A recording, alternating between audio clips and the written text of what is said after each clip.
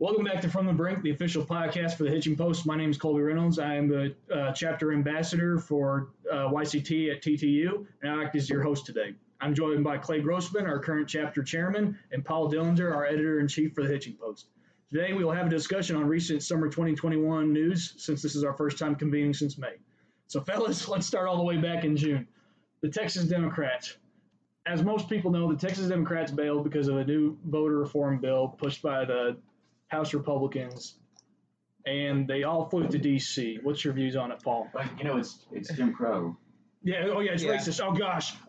So the first time I actually heard about the process of fleeing your state and, what do you call it? A quorum cannot be made, and so like the opposing party can't pass any legislation was actually a Vice article I watched or a video, and it was actually the Oregon Republicans, or maybe the Washington Republicans, they left the state because of like a logging bill that was going to get passed. So, and when that happened, I was like, well, like if you're in a minority party, that's like the power you have, and you have a responsibility to your constituents, blah, blah, blah, blah. So yeah, I did and to avoid being a hypocrite, I looked at it from like, okay, what if it was the other way around? Because I think Lindsey Graham even said like, if the Democrats tried to like push I think it was at $3.6 trillion, they should just flee DC. So, I mean, one, I think it's stupid to compare like the bill to Jim Crow, and I think a lot of like independents don't really like the idea of like legislature just leaving, like you're supposed to kind of make compromises and make deals. But on a personal level, I actually thought the bill had some problems with it. I thought some of the provisions were kind of silly, like the what was it, like you can't have a poll open before 12 o'clock on a Sunday. Like I think that's kind of silly, and it just like let us open to some attacks from the left that like were unnecessary. And in a broader scale, I think the whole motivation for doing it is kind of like this way for Republicans to appease Trump because of all the stuff with the election.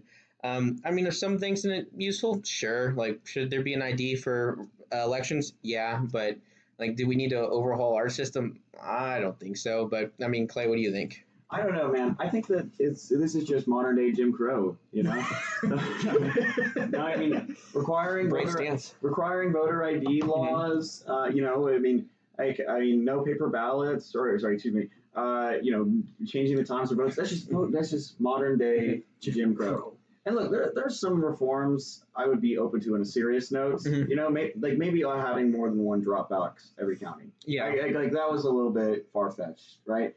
But I mean, the other things in this bill were, it's not a huge sweeping reform to just have a secure election. So, yeah.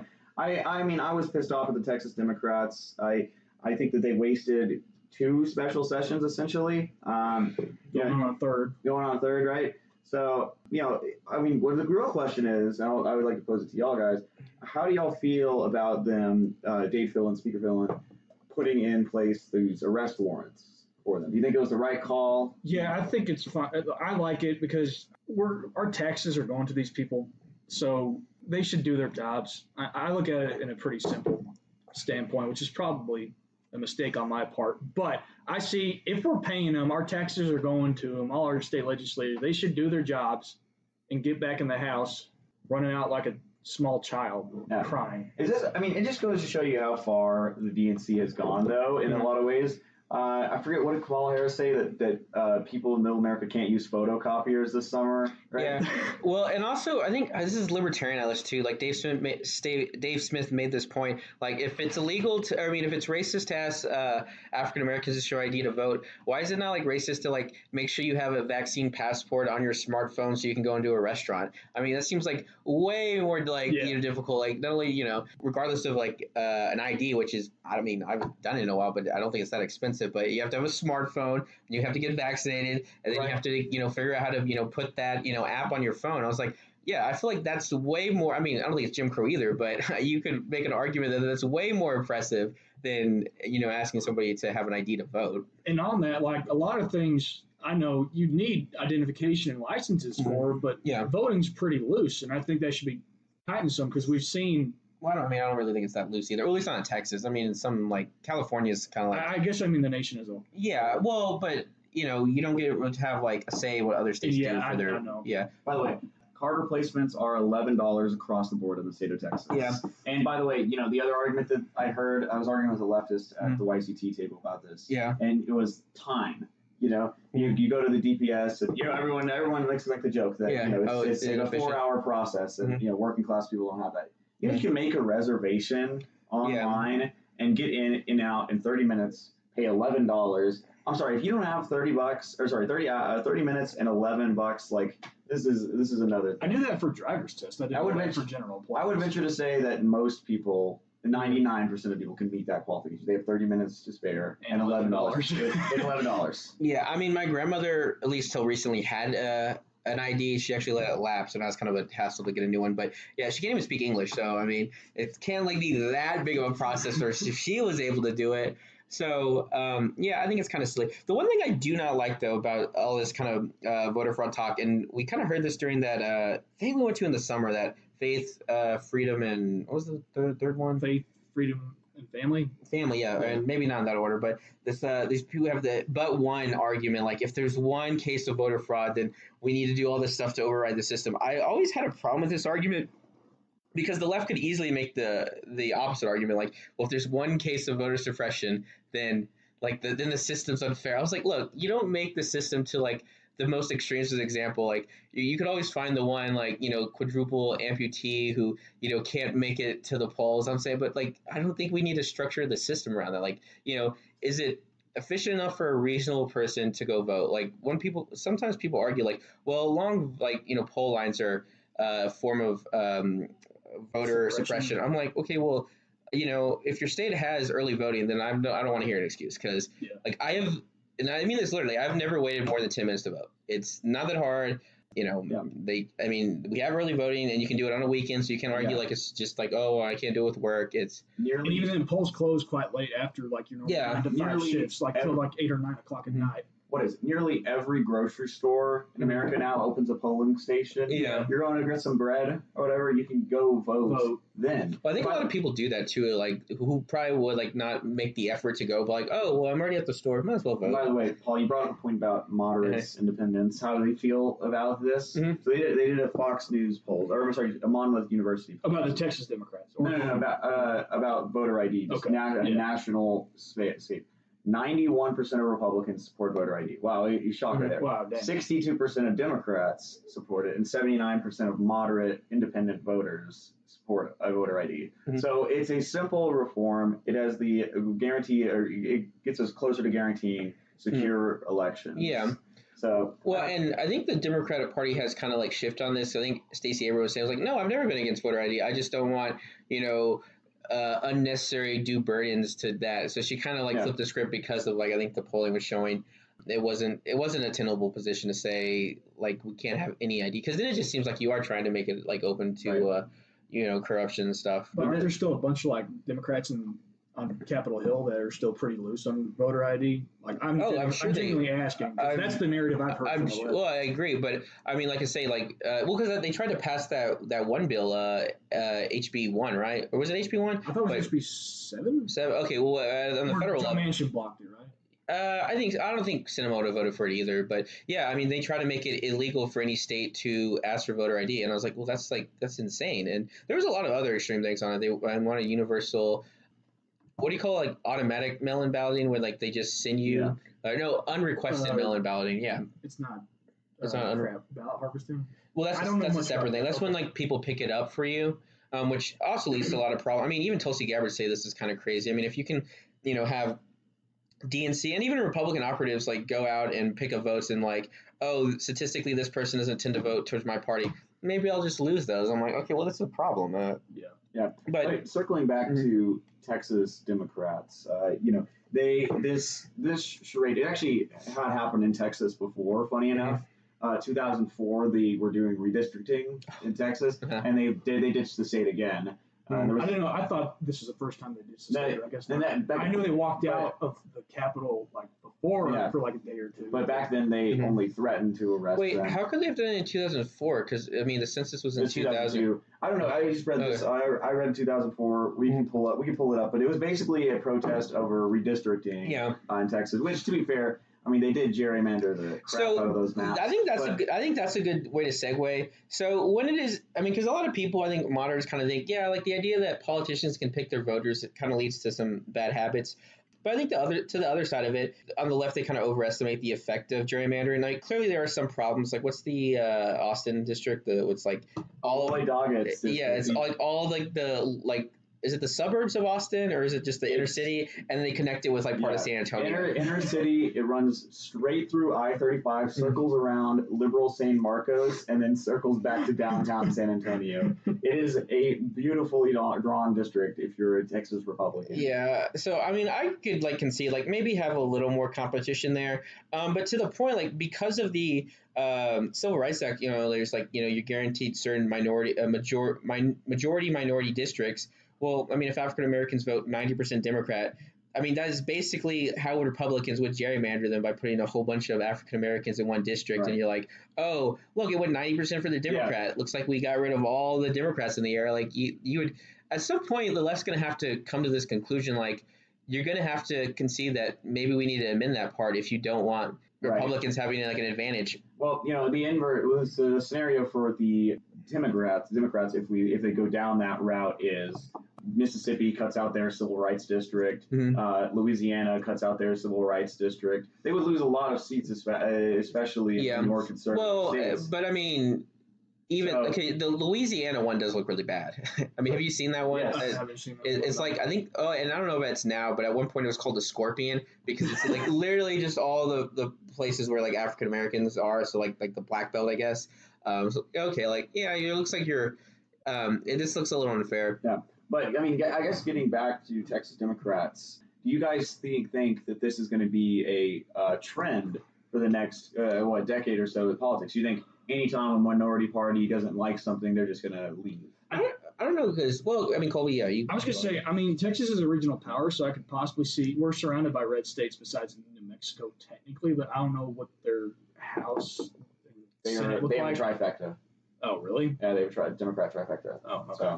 So yeah, I guess most surrounding states could follow their lead, our boys and women's lead. Yeah, I mean, I would figure as much. I think that. I mean, I don't know. Listen, hey, it sort of worked because we've watched. I mean, it did. I mean, they did pass a voting bill, but they did also waste effectively 2 months, and for some states that could be it. Frankly, you might as well just give up on that bill. Yeah, but I mean, so just looking at the politics of it, do you think it advantaged them? Because I mean, it's still eventually going to go through and get passed. At least it seems like that to me. I mean, it seems like it hurt them among independents because they didn't really appreciate it, like you're already saying, like they kind of. I think independents kind of think people should do their job. I think in answer to that, it will really depend on how the next year unfolds. Yeah. Before going into November 2022. If people have completely swept this under the rug, we're not in a legislative session year in Texas. Yeah. And the issue becomes whatever Joe Biden's doing, which we'll get into the possible ramifications of that, or whatever the Republican Party is doing in Texas. So I think for an answer to look at that, if 2022 comes around and the Texas State Senate stays the same and the Texas State House stays the same effectively, I think this could lead to a trend for minority parties and state legislatures all across the board, just leaving whenever there's legislation they don't like. And they definitely got enough media coverage to do it. Yeah. Well, and we didn't actually talk about that, but yeah, like they all flew to D.C. and started singing our Kumbaya. Well, I mean, not that, but like a lot of them got COVID. Yeah, that's true. I mean, I think that definitely hurt them too, because like the Democrats have really tried to foster this perception that they're the responsible party, with regard to COVID. So if you're seen on a private jet, I think they were drinking beer, and then 5 of them get COVID. It's like it just seems like you're not really taking it that seriously.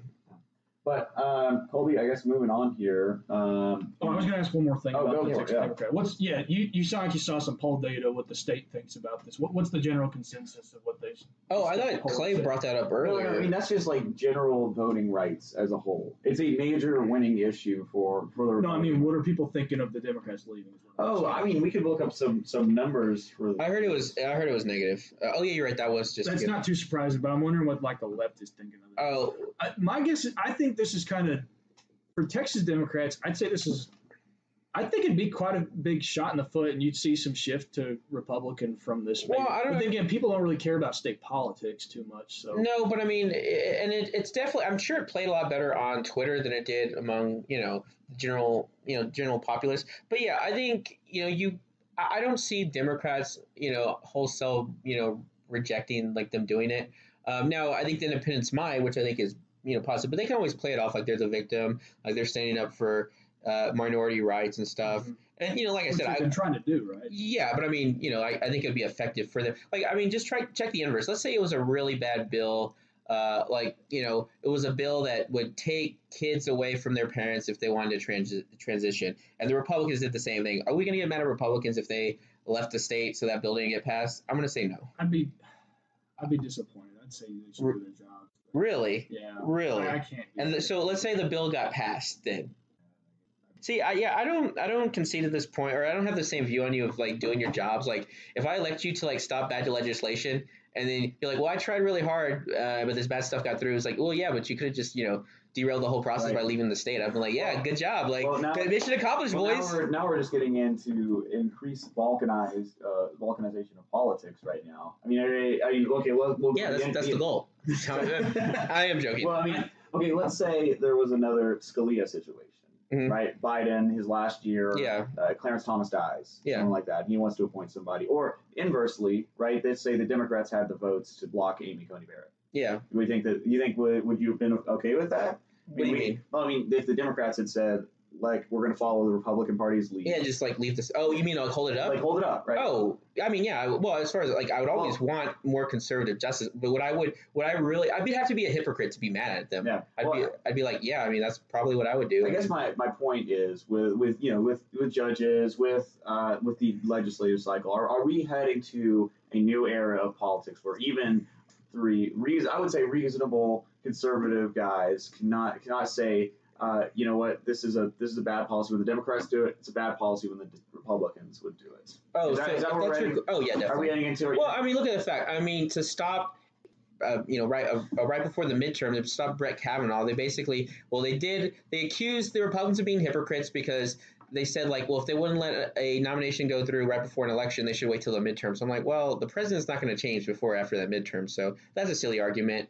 There's other things to criticize the Republicans for, but then they also accused him of being a rapist. So I was like, okay, yeah, the system has broken down, and they have done this more than once. They did this with Clarence Thomas, and his was worse because there was like very, very little evidence for that one. This one is like they got somebody who knew Brett Kavanaugh like in high school, and they could get no corroborating evidence for it. But they're like, well, that's fine. Yeah. I'm still gonna like try to crucify this guy. So we're heading toward. You think we're heading towards that new era where it's like this is acceptable by both sides? Well, it depends. I mean, if Republicans can get their shake together and actually win a 360 electoral vote landslide, Democrats might readjust and let the more moderate Democrats kind of reassert control instead of letting the populist, the progressive wing, have full range. But until that happens, no, I mean, I think, we're going to be in a pretty contentious battle over the soul of the country. Speaking of, I guess, next things, speaking of losing issues for Democrats, Colby, did you have, what was the next thing we were going to talk about? Infrastructure. Infrastructure bill, yeah. Yes. Now, I'm quite uneducated on this topic. I haven't really been paying too much attention to federal level stuff. I bet this summer it's been more state level stuff for me. So if y'all know stuff on it, please educate me. I think it's funny. We have a neocon moment in this podcast, with the Taliban stuff, and then we have a libertarian moment. And I would say that a 3.5 trillion. I guess now it's down to 1 trillion essentially. What was it 960 billion, I believe. Having that pass a 50-50 Senate, right, with Republican support, and it passed the House. So, I think are we getting to a point where there's no era of fiscal responsibility? Have we fully transitioned away from that as a Republican Party? I don't say we fully transitioned away from it, but it's really hard to beat the drum on fiscal responsibility after the last 4 years. Look, I mean, so I used to have a more libertarian lean on infrastructure spending. I've kind of cooled down on that. I think there's probably some utility in it. There's probably some benefit we can use it to using it correctly. I don't like the idea though of infrastructure spending for the purpose of job growth, which is really what the argument is. Like, we're like, road crews. what? Like road Well, just crews? in general, anything, like any kind of construction is going to lead to job growth, and that always leads to, like, bad policy. And like we were just kind of talking about earlier, like a lot of this poor infrastructure that gets a D rating or whatever is like really state infrastructure that should handled by the state. But look, there's some infrastructure I could concede on. I'm actually really surprised that Trump didn't push harder on this, because that was one of his big policies, infrastructure, and it seemed like McConnell was willing to push for that. Sorry, a lot of the I guess you'd say less fiscal conservative, but still conservative critique of this bill was there's a lot non-infrastructure stuff. There's a lot of non-infrastructure stuff, and the infrastructure stuff that's in it seems to push us towards clean, renewable energy away from. There's a lot of like charging stations for electric cars. I would imagine. Yeah, but to be fair, it's probably like $10 billion in a $1 trillion bill. Yeah.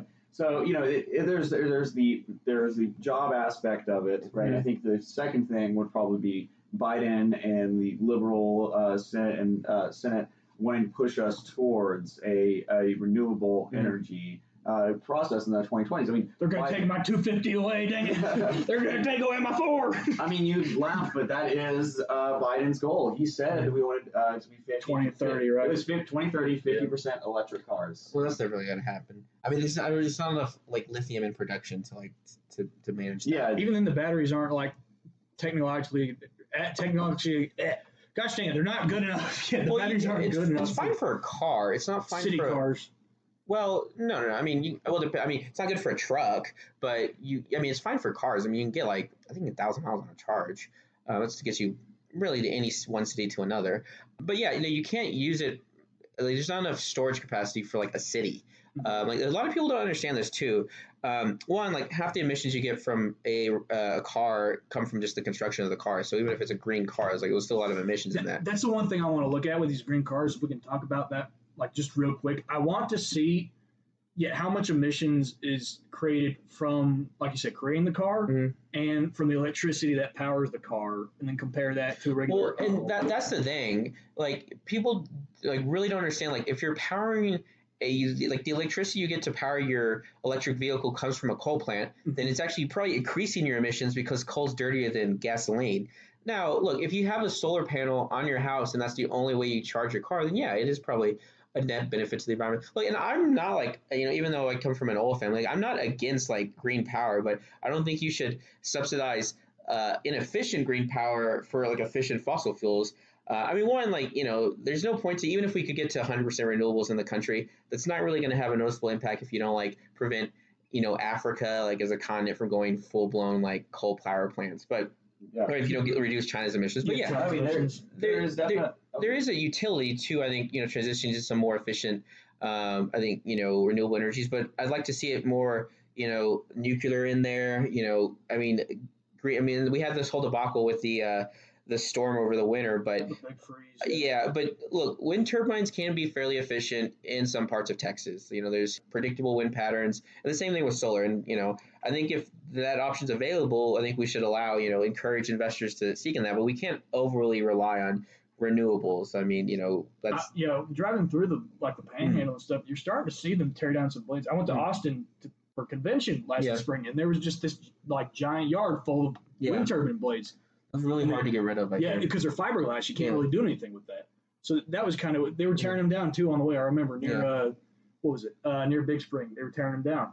Like, I hear these things aren't as cool as everyone pushes them. Well, the life cycle of one of those, to my understanding, is 10 years before the turbine needs to be replaced. And the turbine on it is the most expensive part. So look, there's some problems with it. I'm always for, more efficient green energy. If somebody can improve on it, I don't see why not. I mean, there's utility not have to worry about. I mean, coal does have some side effects. I mean, even disregarding if you're concerned with climate change. I mean, like having a lot of CO2 in the atmosphere can kind of lead to secondary health problems for people. Kind of hurts people with asthma, and I don't think we want to live in like a Beijing where it's like impossible to see, past your hands. What do you mean you don't want to live in Beijing? Yeah, no. The land of liberty is what they call China these days, right? Exactly. Anyways, getting back to the infrastructure bill itself, we talked about voter ID, major losing issue for Democrats. Yeah. The infrastructure bill, surprisingly so far, 7 out of 10 voters apparently support this bill. Interesting. Yeah. So I guess America itself has forgotten about fiscal Well, yeah, you could say spending. Oh, well, yeah. I would say that there's. Oh yeah, we're consumers. Duh. Yeah. Yeah, there's never been a massive drive, I think, for that, except for, you could say, the Tea Party era, but look at how that fizzled out, right? Yeah. So, I guess, there was still, it was 57-43, I believe, the first infrastructure bill in the House, in the Senate, excuse me. Do you guys think that the Republican Party is going to be running on this in 2022, fiscal responsibility again? No. Well, I take it back. They might, especially if inflation gets back, they may blame inflation on the massive spending, which I think it's a legitimate point. It's going to be kind of hard to get over not only like Trump's presidency, but also Bush's. I mean, it doubled the national debt. I mean, I think you could argue Bush is a little more justified just because there was like a war, but. Yeah, I mean, if there's bad inflation, we can always try to revert back to pretending to care about the deficit. As far as whether we will or not, I've always been of the opinion we're only going to actually be legitimately fiscal conservatives when we're forced to, and the Fed's like, hey, we're actually not selling any more bonds. It's just not working out. So you deal with that. Right. And so what do we cut? You bring up inflation. That's a good point because when we left off in May. I checked. Biden had a 62% approval rating. Believe it or not. Again, we can argue semantics about polls or not, but the fact is, it is the. Was this a Gallup statistics? They do. I did. So I forget which polling service it is, but the one that takes the lump sum. So it takes Rasmussen. Real clear politics. Yes. Thank you. So it had a good balance of right wing polls and left wing polls. So, anyways, but the larger point is today, Biden is basically at 50% approval rating, 50% disapproval rating, and I think in large part you could say number one is inflation. Out on the West Coast, we've been, y'all who spent the summer in Texas were blessed with $2.70 gasoline. Even then, it hiked up since January. Yeah. Even then, it's worse. But you go to California or Nevada right now, it is $4.15 a gallon for unleaded. Just staying unleaded. Yeah. And that doesn't get into other issues. We've had issues with lumber. The fact that microprocessors and stuff have gone up. And then the secondary thing would probably be the Taliban issue, right? Well, let's stick to the inflation then, because there's a lot to kind of in that. I think there's a bit more talk about the infrastructure bill. I mean, feel free. Well, I mean, I don't know. I'm listening to y'all. Okay. Well, I mean, I think the original critique was that there's a lot of non-infrastructure spending in it. Sort of like the bill last year, the emergency bill, wherever the virus hit. They wanted to give a bunch of money to Israel and stuff like that. Well, that's a separate issue because that was actually never in that COVID bill. The issue was no. I mean, people said that it was actually a separate I think the defense appropriation. But no, the problem with the COVID stuff was they wanted to send all this money to blue states to shore up their pensions. I'm like, no, this is a you problem. This is not a COVID problem. And it's funny too because I think California came out of 2020 with a budget surplus, so it was it was kind of a ridiculous thing that we need to give them money to shore up their bad pension policies. No, you can't just give people $150,000 to be retired. You shouldn't get 80% of your salary after you retire. Yeah. And if if state wants to do that, that's fine, but don't ask the federal government for money. So, sorry, back to the infrastructure thing. Yeah, but as far as whether it's smart politics for I think they were able to get Susan Collins, Romney, all the kind of more. Basically, anybody who voted for his impeachment, I would imagine. Ben Shapiro was really against this. He's like, why give them the persona of bipartisanships? And I disagree.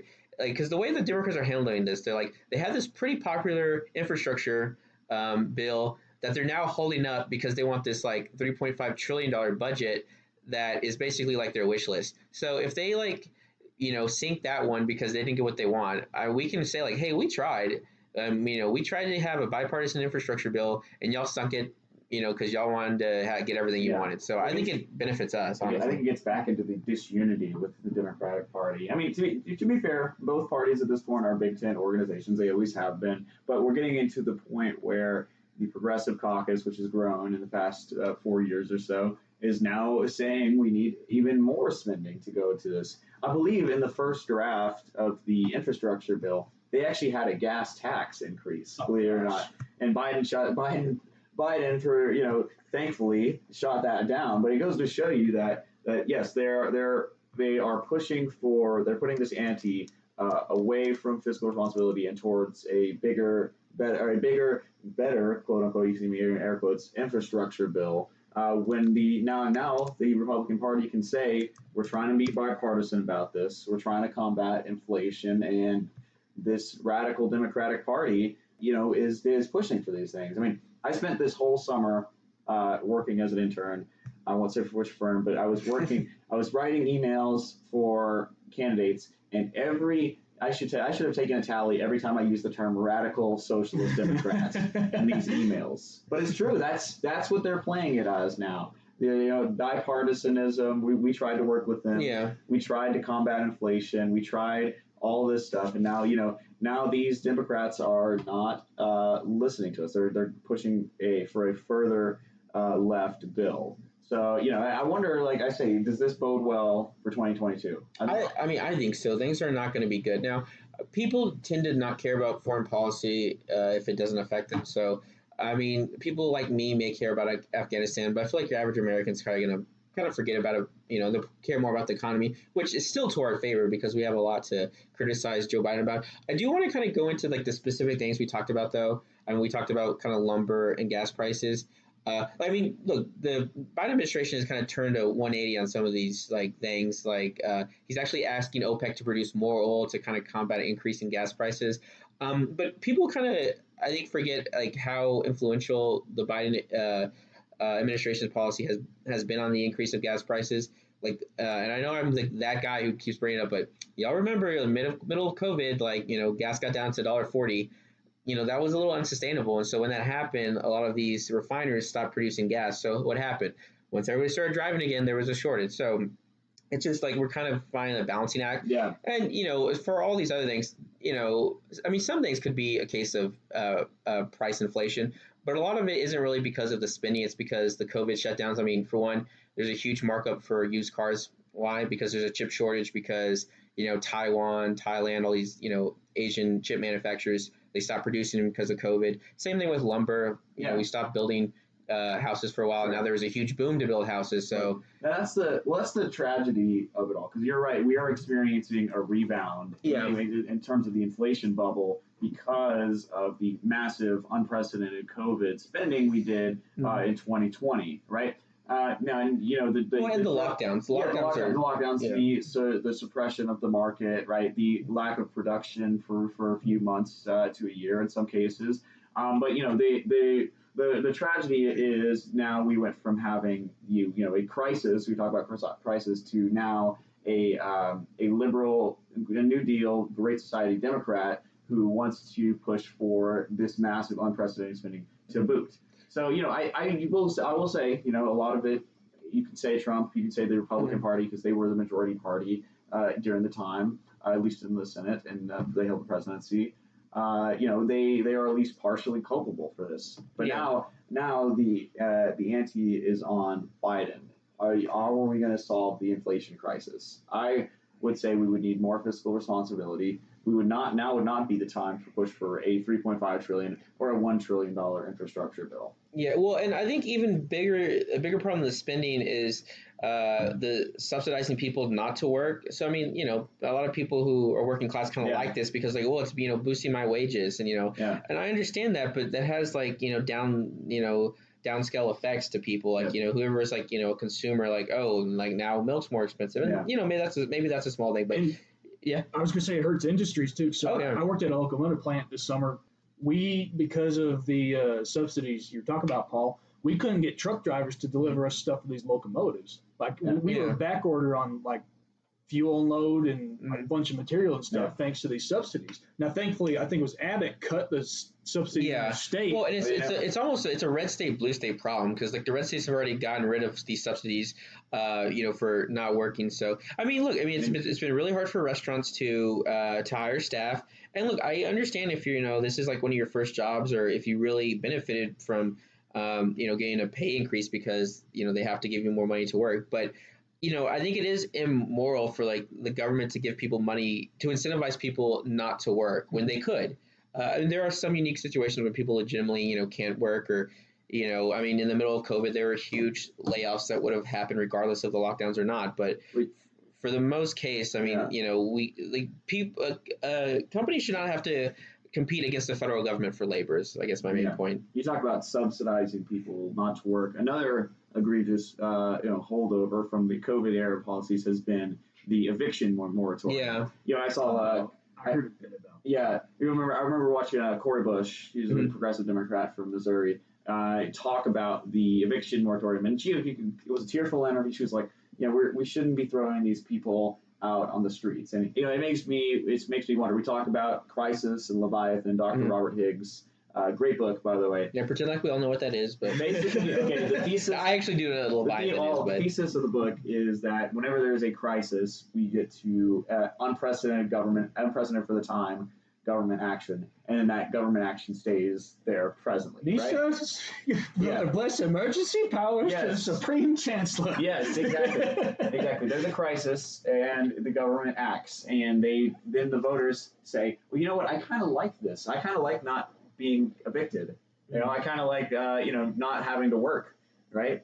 So I wonder if the progressive caucus even want to ever get rid of eviction moratorium, right? I think Biden would, right? Oh yeah. And then the second thing are we getting to a point where we would want to continually, or not want to, the government would continually want to subsidize people not working. Yeah. Oh, yeah. Yeah. Well, I mean, but the problem is, I mean, there's definitely a core of progressives that would be for that. But the problem with it is you're going to start, affecting traditional Democrat voters who, this negatively impacts. So Reason TV did this brilliant video about like the victims of the moratorium. And so it's like a lot of these, small mom and pop landlords who, worked hard, American dream, and were able to buy a second property so they rent out. And so now they're, on the hook for paying all these property taxes and not getting any income from these people who, in a lot of situations actually could pay their rent, but now just they don't have to because, they're not required to legally. And so like people like that, especially in California where like, the real estate industry and like a lot of these developers are huge, players in California politics. So I think, it's going to hurt them in California. Yeah. And like another example is like the restaurant owners who can't staff up or even if they could, aren't allowed to open because of some of the extreme COVID restrictions that, aren't even followed by the people who are putting them in place. I don't know if we had talked about this before, but like I think the most infamous example is the Gavin Newsom. Yeah, Newsom. I'd say Pelosi in San Francisco. Yeah. Oh, yeah. Going to the hairdresser. Gavin Newsom going to this very prestigious restaurant called the French Laundry, I believe. Not wearing a mask, and he's with all these lobbyists, like all the very rich people who don't have to follow the rules that the little people are supposed to follow. What about the Obama party? Obama birthday. Birthday party. Yeah. Well, I mean, to be fair though, like this was way after like COVID really like hit its peak. So now people are like opening up, and you can say his party is being hypocritical, but I mean, Obama's not in power anymore, so he's not.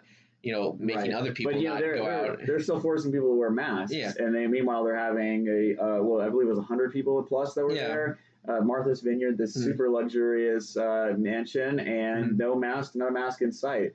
So I think there's a great hypocrisy. I mean, I'm not saying it's not a bad, or it's not bad optics. I'm just saying like if I saw a Republican doing the same thing, I probably wouldn't be like I don't right. If you're not an elected official, I don't really want to start bringing in like past presidents or anything. The hypocrisy of it all does shine a light. Yeah, are we leading to? I think there's going to be a retribution for all of this. And, I think 2022 and 2024. Well, I mean, in California, we've already seen it. Like there is a small chance that the recall does work. And Larry, I don't know about Larry Elder anymore, but he had some news come up that wasn't great for him. But the possibility that a Republican does replace Gavin Newsom, Caitlyn Jenner. As well. I don't know about is that. Real? She's legit running. But. Yeah, but I don't see it. Because Democrat? No, it's a Republican. Oh, really? Yeah. So, it seems like more likely it'll be probably Larry Elder. I mean, I'm not saying the recall goes through, but he seems like to be leading. They came out with some op-ed against, or some opera research against him that said he threatened his ex-wife or his ex-fiance. So, that's not good. I don't know if it's true or not, but. And then there was some, unsavory quotes he had from earlier in his life. And I read them. Not great either, but, I don't know if that's a reason why I wouldn't vote for Larry Elder for the, California recall. Okay, but talking all that, you want to switch to Afghanistan? Yes, so big news. Yay, wow, everyone's talking about it. The American pullout of Afghanistan and the new Taliban takeover of the country. Yeah. On the verge, from the brink of neoconservatism. Neoconservatism. Yeah. Well, the one thing I will say, I have been kind of annoyed with the people who usually if people switch to my position, I usually just give them the benefit of the doubt. But I mean, some people have been so the same people who are kind of endorsing the pullout when Trump wanted to do it are now oh, this is Biden needs to be impeached over this. I was like, well, I don't have to tell you you kind of endorsed this policy for the last 4 years, and now you're you see it implemented and you're well, we would have done it better. I was like, or we could have just not pulled out at all. Okay, my problem is I hear all these arguments about how many lives lost, what was the cost of it. It's and that's a great argument for why we should never have gone in, but that's already it's been spent. You can't pulling out's not going to bring any of that money back. So yeah, exactly. So the argument I see, I mean, so before the pullout, there had not been a U.S. Combat death in 18 months. Mm-hmm. As far as the cost of it, I mean, I could not see numbers. It's kind of vague, but I bet they're pretty classified too. Well, yeah, I mean, there's probably some stuff that's on different books, blah, blah, blah. But, on the high end, I saw $50 billion a year, which, admittedly is a lot of money. Now, when you compare it to a $4 trillion budget, I'm okay, well, now we can start doing a cost-benefit analysis. We had 2,500 troops in there, which was actually less than the Europeans had. And we had been able to maintain it with, basically no U.S. casualties in 18 months. I don't really see the urgency to get out. I mean, from my perspective, I think Biden did this and ignored all of his advisors, basically because he was trying to ensure his, I don't know if you call this a right or left flank. I mean, there's, people on the right and the left who are both, isolationists or non-interventionists. And I was thought he was listening to his national security. No, the opposite. They told him, no, this is a bad idea. You need to leave a skeleton force behind. And he's no, complete pull up. Some of the stuff we were doing just makes no sense. We made it where even U.S. contractors could not even assist the Afghan military on servicing their vehicles. Ben Shapiro mentioned this. There were literally people on Zoom calls trying to learn how to fix helicopters via Zoom calls. I don't understand what the benefit of doing it. Now, y'all may have more nuanced opinions about, well, it's good to pull out, but this was done poorly. I'm kind of curious to see. That's what I think. Okay. So Clay can go first if he I mean, look, I'll say this much: Afghanistan is not a modern Western state by any means. No, because there is intense factionalism. You go in between valleys. There's different tribes and different political organizations that run there. So that my logic has always been you could have pulled out in 2021. You could have pulled out in 2050. We did pull out in 2021. Exactly. We could have pulled out in 2011, right? When we got Osama, or you could have pulled out in 2005. The same situation would have happened, right? Mm-hmm. It may have taken longer. It may have taken It may have taken longer. It may have taken a shorter period of time. But, I do think that this was handled poorly by the Biden administration. It's just Iraq again. It's the same thing we did with Iraq, except maybe worse. Well, I mean, to be fair, Iraq's still a functioning government. Large SWAT. Well, no, it still exists. Because we had to go back in there in 20. To destroy ISIS, but that government still exists. Mm-hmm. We have troops in Afghanistan still now, and that government does not exist. If it's an Iran puppet state, it doesn't really matter at this point. Well, it's not good for our national interest, but I think there's a benefit to having some form of stability. How much money is Iran sending to the Taliban? I'm not sure. Probably none. The Taliban is a Sunni sect, and Iran is Shia government, so they're not, really aligned.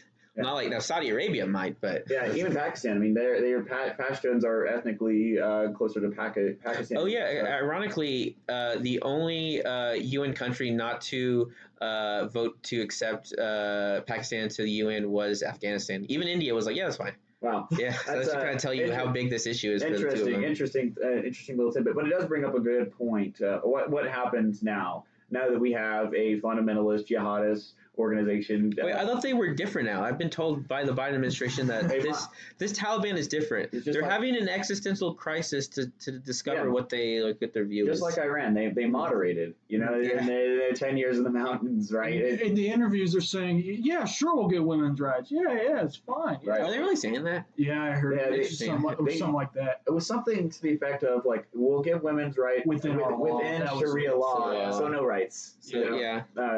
But yeah, I mean, what happens now? I mean, there's talks that China is going to become the dominant force in Afghanistan. There's talks of it becoming more. We're having us being more a threat for terrorist attacks. Do you think it's all of the above? Do you think, or do you think that the Taliban are just going to liberalize everything, right? I think there's prejudice against us from Afghanistan. Granted, it's probably deserving, especially from the Taliban. So I could likely see some terror attacks from Taliban staged in Afghanistan. But you think it's deserving that they want to attack us? Not just in their view, maybe. Yeah, in their view. I'm saying from their perspective, they're like, "Oh, the American invaders, blah blah blah." Okay. I mean, I don't think I can see that either. Like, they started this, like, we didn't, like, nobody really wanted to go in Afghanistan. They wanted to, decide to... We're debating the logic of the Taliban. Yeah, we're doing the Taliban. I don't think that they... No, so I don't just see that, like, they can be rational people. Like, they made a choice. Like, I think it's more important that I, fly... and this is Al Qaeda, not the Taliban, so there's a distinction. But I made a choice to harbor people decide to fly a plane into a building. I'm not gonna turn these people over. It's like, okay, well, fine, then we're gonna overthrow your government. Well, so is it Iran that's gonna step in there? Because Iran now is more of a regional power. No, I mean, I don't think Pakistan has. No, I agree. I think it'd be China. Yeah. Is it? So there's a lot of Iran or China. Well, I mean, that's just not going to work out for them. Just being a Sunni power. I mean, the reason Iran has influence over Iraq is because that's a majority Shia country. Afghanistan is not. Afghanistan is mainly Sunni. Like, they're not going to allow. I know they may take aid from Iran, but they're not going to become subservient the same way. Yeah, I mean, it's more likely that Afghanistan becomes a ally of the Saudi Arabia government than anything. I would say Pakistan too. Is that what you said? Pakistan? Yeah. Okay. I would say I don't think Pakistan has the well, they can't control it, but I mean, they could influence. I think the most likely scenario is China. I would give it an 80% chance that's the route it goes down. But I think we're underselling Iran's influence. Iran now is a regional power. They have hegemony over the Levant. And I think that would be a natural step for Iran to want to step into. And they've been coming. It seems more aggressive in my recent memory in the past. Yes, Iran. Yeah. So I think Iran makes a play for it. You're right though to say Persian Gulf. What is it? Is it Persian Gulf? I forget. There's several Gulfs down there. Yeah, like the tanker ships 2 years. Yeah, exactly. They could the Strait of Hormuz. They could block that theoretically. They have, like I say, with Syria and Iraq and Lebanon being a little more destabilized for the past 20 years, they've been able to go in there. So I would give it a 10% chance. Maybe. But I mean, going into that, I don't really see the benefit to them. I mean, it's not like Afghanistan is going to try to invade Iran. No, so, but you're taking over a higher regional. You're getting more hegemony over the entire region. I know. We're in the global war with proxy war. Doing that is just going to lead them to fighting more Sunnis. Like, I just don't think there's not a. I mean, the cost benefit analysis. Like, well, let's say they did get a huge amount of influence over Afghanistan. Like, what are they going to do with it? They're going to have more of a regional security against Saudi Arabia and these. Okay, but like I already said, there's not really a huge concern that Afghanistan's going to invade Iran. No, but they could theoretically box around Iran at that point. And you mean Saudi Arabia?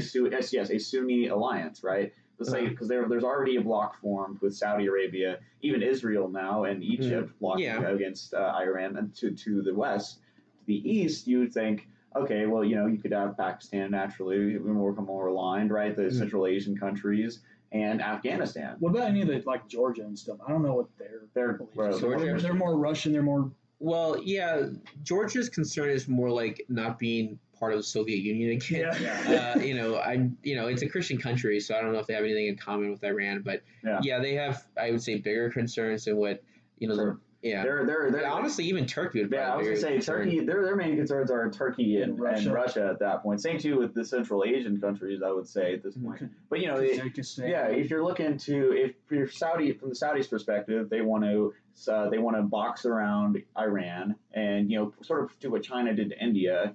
Trade. They cannot expand militarily outwards.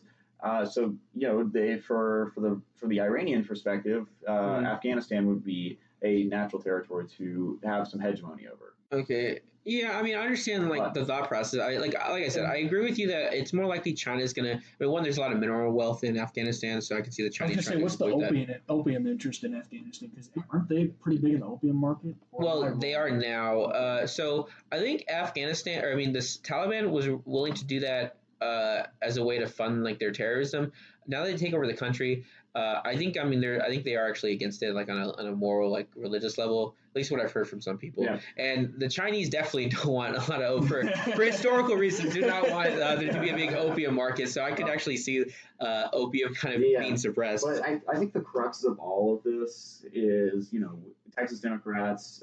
We could say, the jury's still out on if that one's going to be purely negative, right? They're a regular result. But the inflation bubble, the infrastructure bill. If that fails, especially, and now the Taliban is all bad news for Joe Biden and the Democratic Party. Let's talk about specifically the Taliban offensive and how fast that. Yeah, and I kind of got us off topic in a broader sense of the Middle East, but yeah, I mean, they fell in what was it, a week? Yeah. They went from controlling.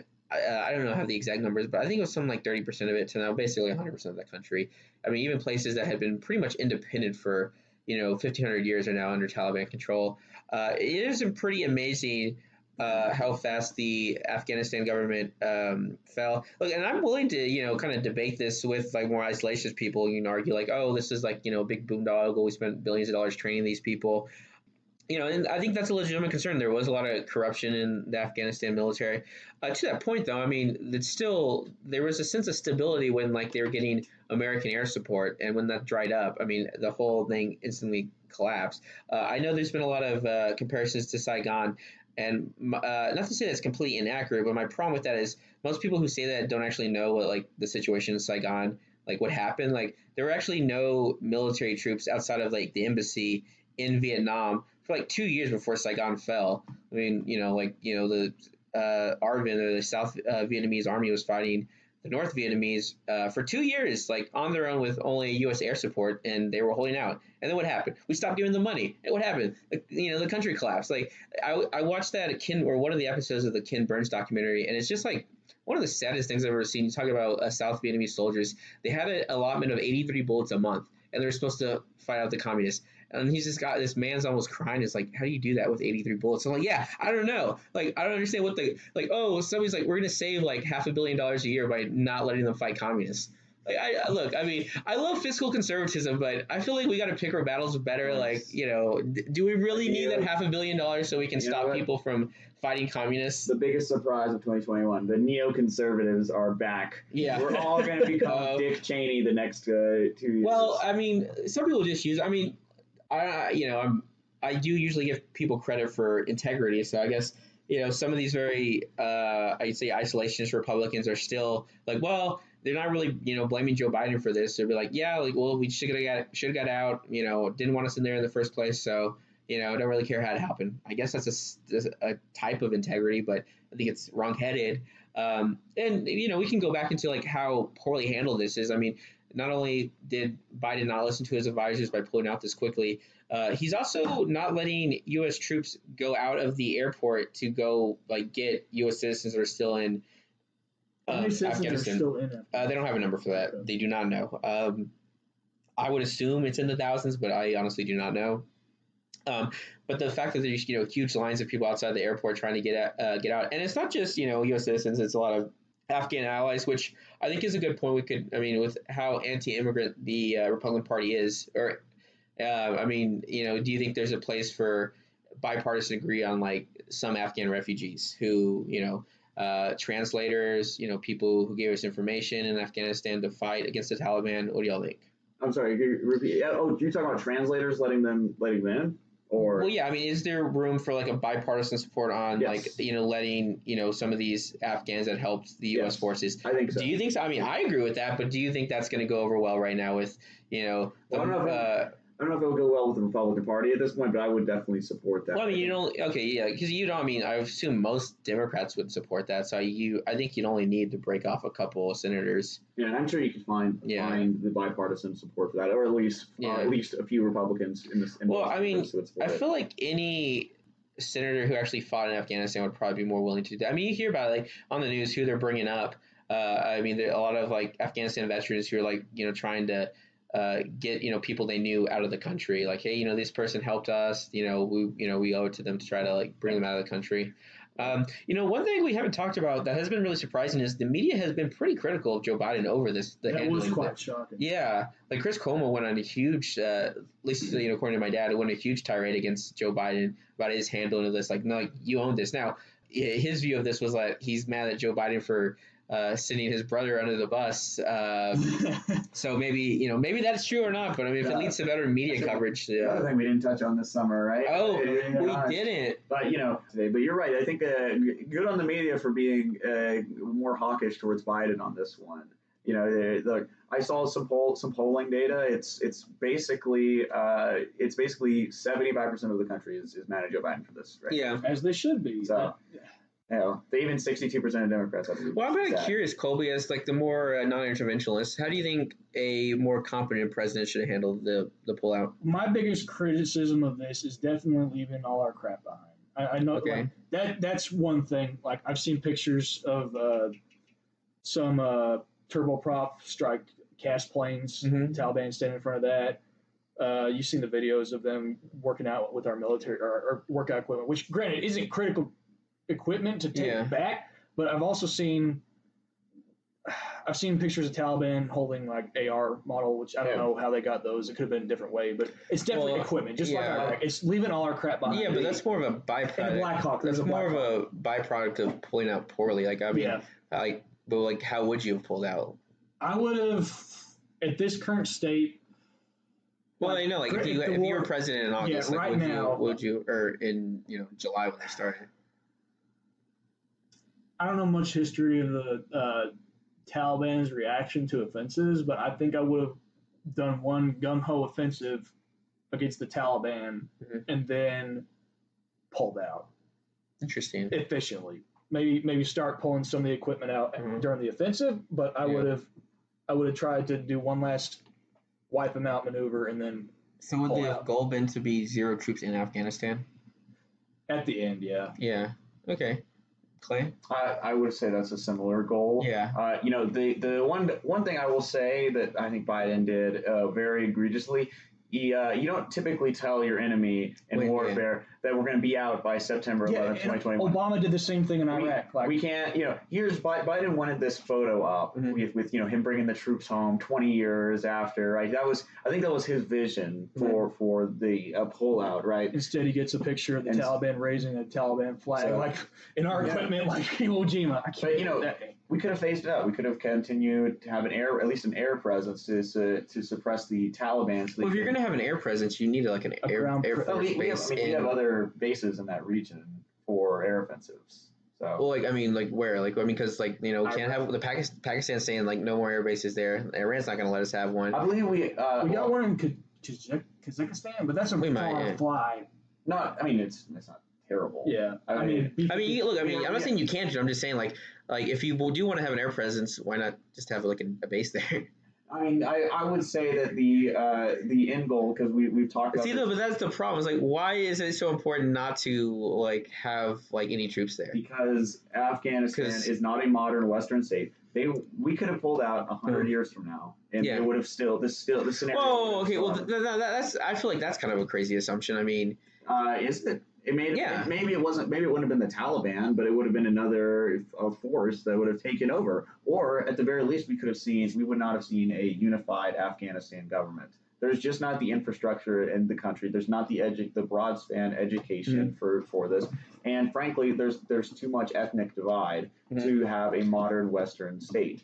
And that is. Well, but I mean, to that I don't understand why it needs to be a modern Western states, it'd still be useful for us to have a presence there. I mean, you could say like, oh, I don't want American troops dying, but but let's just say you just have an Air Force base, like ground troops aren't going out and trying to liberalize the country, you're just there to like kill terrorists. I mean, I don't think that that's a worthwhile investment to be putting in that. Why not? Well, I think if the country was paying us, then I'd be kill fine. terrorists. Yeah, if they were paying us to kill terrorists. Wait. Why should they pay us to kill terrorists, though?